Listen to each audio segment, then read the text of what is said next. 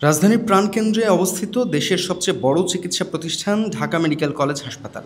প্রতিদিন হাজারো রোগী চিকিৎসার আশায় এখানে আসলেও বহির্বিভাগের প্রধান ফটকের সামনে রিকশা, অটোরিকশা, সিএনজি আর হকারদের অবৈধ দৌরাত্ম্যে সৃষ্টি হচ্ছে তীব্র যানজট।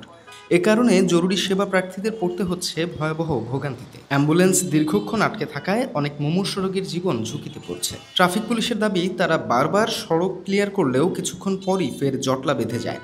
সরাতে গেলে রিকশা ও সিএনজি চালকরা একজোট হয়ে আন্দোলনের হুমকি দেন।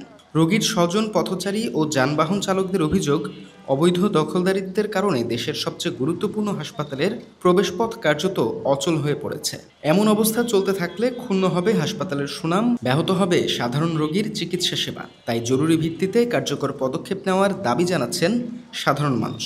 ঢাকা মেডিকেল কলেজ হাসপাতালের প্রধান ফটকের সামনে যানজট নিরসনে কার্যকর উদ্যোগ না এলে সাধারণ মানুষ ও রোগীদের ভোগান্তি আরও বাড়বে বলে আশঙ্কা করা হচ্ছে।